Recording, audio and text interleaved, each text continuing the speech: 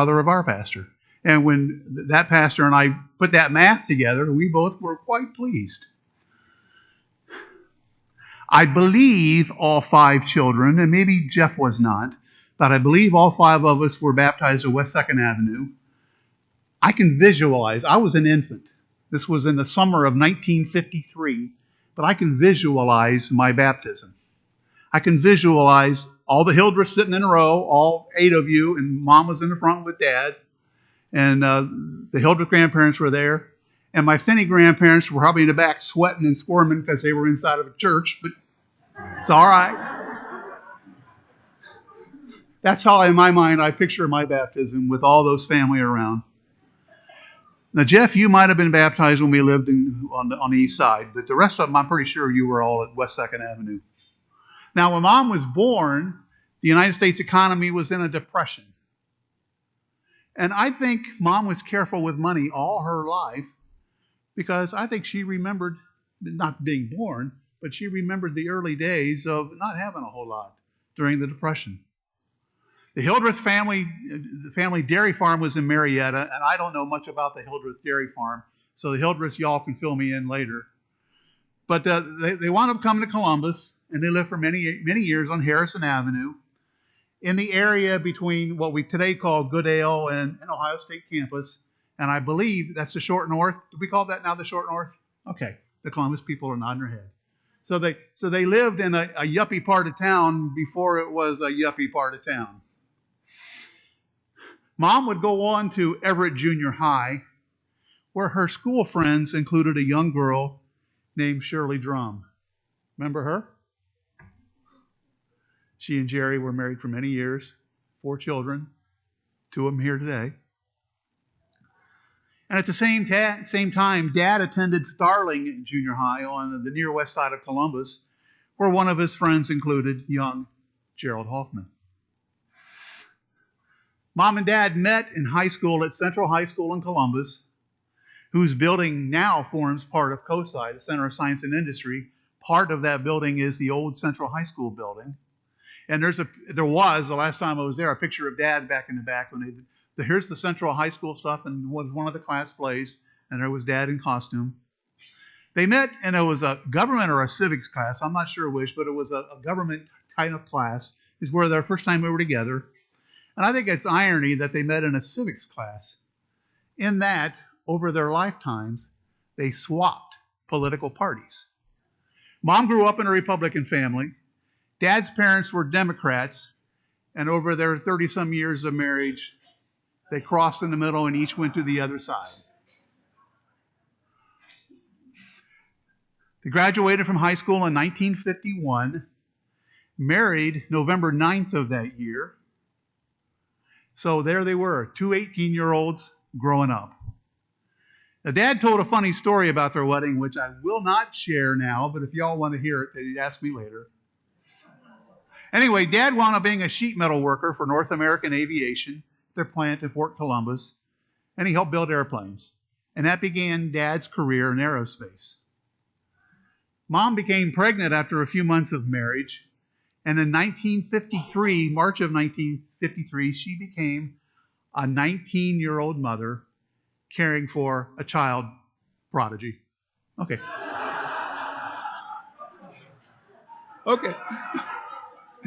We have several that dispute that claim. But it was about 19 months after I was born came Gerald Paul. Now, his name I understood, the Gerald and the Paul. I like that. I asked Mom where David Allen came from, and she said, I just like the name. So I'm not named for anybody. Anyway, from June of 1952, when Mom conceived me, until December of 1959, when Jeff was born, she became pregnant 5 times, bearing 5 children. She was pregnant for 45 months of the 1950s. Think of that. That's a long time. So here's the math. I counted the months. From June of 1952 to December of 1959, she was pregnant 50% of the time. So we're also close in age. I mean, Jeff might be the little brother, the little young one, but he's only 6 or 7 years younger than me. Barbara Jo came in 1956. I understand her name. Her name was from her grandfather's. Catherine Sue, man, I don't know where that name came from.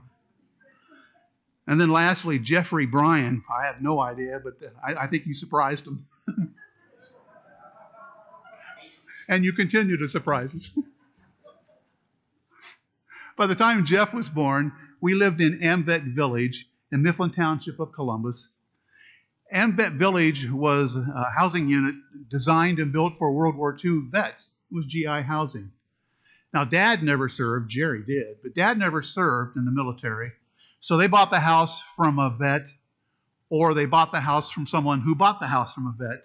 But originally that house was owned by a veteran of the U.S. military in World War II.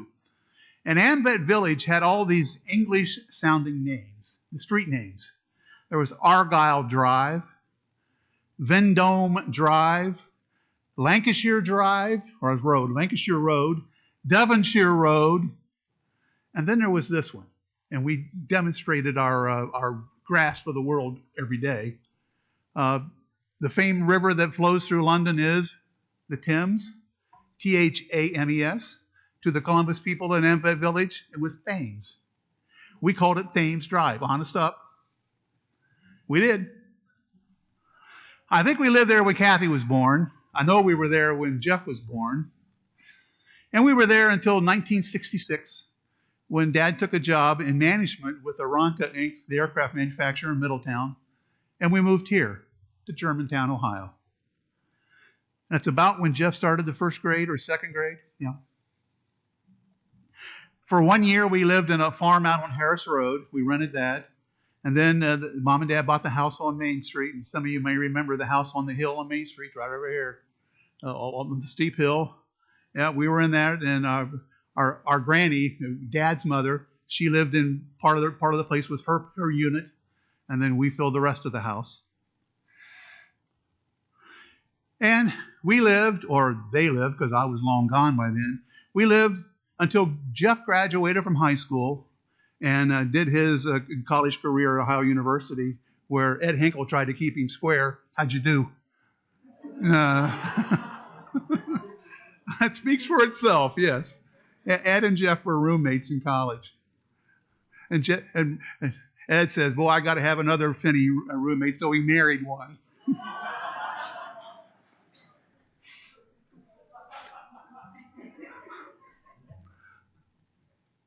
Well, they lived there until Dad took a job with Fairchild Aerospace in Hagerstown, Maryland.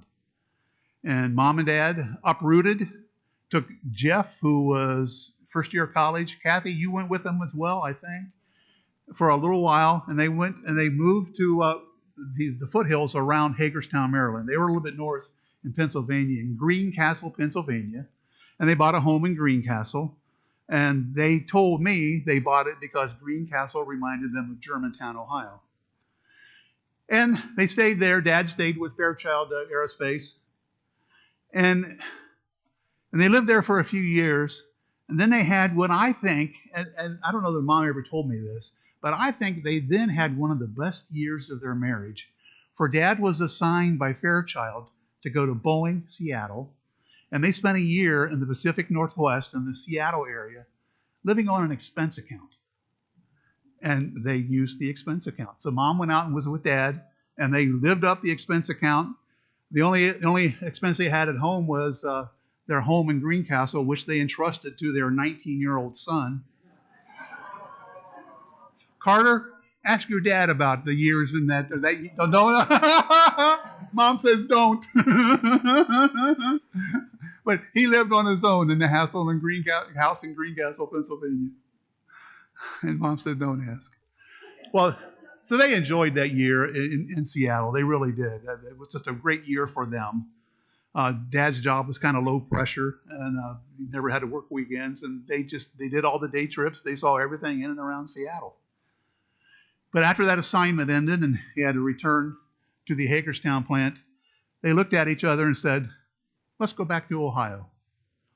So Dad looked, found a job returning to Aranca Aerospace, And this time he was doing some pricing stuff, helping to price their products. And they bought the house that we all remember out on Farmersville Pike, the tri-level out on Farmersville Pike. And that's where they lived. And all the grandchildren remember. Leah, you remember the house on Farmersville Pike? Yeah. Stacy, remember the house on Farmersville Pike? Where you at? Yeah. Brandon, you remember it. Elizabeth, you remember the house on Farmersville Pike? Okay. They all remember it. Okay. Well, it was the year 1989. Mom decided that the Finneys would sing. And the four oldest granddaughters might remember this, but Mom decided we're going to sing a medley of gospel songs. So a family ensemble was formed. It was Jerry, Dad, me, Leah, Krista, if you're watching, hi, Stacy and Missy. Is Missy live streaming? Where's her parents? Okay. Hope you're watching, Missy. But those four young girls, Jerry, Dad, and myself, we sang this ensemble of gospel music. Mom was the piano player and very much was the director. We practiced in their living room with Mom playing the piano. And in one of our rehearsals, and I've told this story thousands of times, but some of you haven't heard it. In one of the rehearsals, the balance of the family choir was not good. One of the voices was out of balance. Mom corrected that with a firm, "David, shut up." So the director spoke, and the offender realized that he was out of balance, and that did solve our balance problem. That medley of gospel songs that we sang included "Just a Closer Walk with Thee," and Dad sang the melody on it, and it was spectacular. And every time I hear that, I think of Dad, and I usually start crying. But it was awesome. Jerry and I sang harmony, and the four girls sang harmony, and Dad sang the melody. And that was pretty cool. We sang it right here, and we sang it at our church in Springboro. And it was shortly after that we found out Dad was sick. It was not long after that we found out he was sick, and we would lose him by the following March. And Mom was widowed at age 56. That's brutal. Age 56. Several years later, she married John Chandler of Germantown, and he died a few years after that. Now, after Mom's friend, I'm getting lost. After her friend Shirley died, leaving Jerry alone, Jerry and Mom found each other because they were lifelong friends, and a spark, and they married. And they lived here for a little while. Then they bought a place on Whiteleaf Drive, I guess, near Grove City, Whiteleaf Way. And they had, I think, 10 very good years. How would you characterize those 10 years you had at Whiteleaf?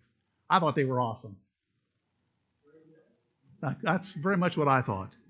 She and Jerry had 10 years on Whiteleaf Way.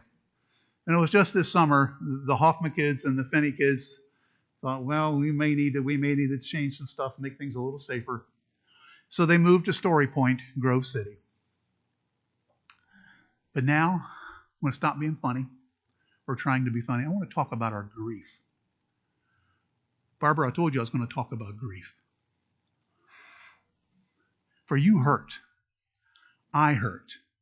We all feel a sense of loss. We feel lousy. Now, if Mom was a bum, if she meant nothing, we wouldn't feel any pain. There'd be no pain, no sense of loss.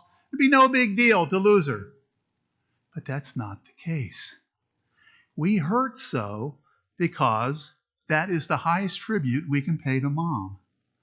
We hurt badly because she was important. We hurt badly because she was valuable. We hurt because we loved her so. And we hurt because she loved each one of us so.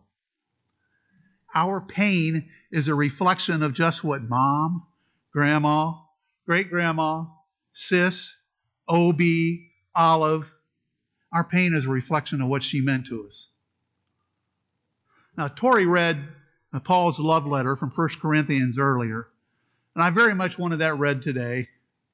For Paul's concluding sentence, love never ends, reminds us that death does not terminate love. We will continue to love Mom, and I'm quite sure that Mom continues to love us. And that's comforting, isn't it? Mom, her funny smile, her sweet way, continues to love us. So remember that. Love never ends. Now, a few years ago, me, the troublemaker, who's the worst troublemaker of our siblings? Well, two sisters pointed at me. I completely disavow. But one of the troublemakers, me, I asked Mom this terribly stupid question.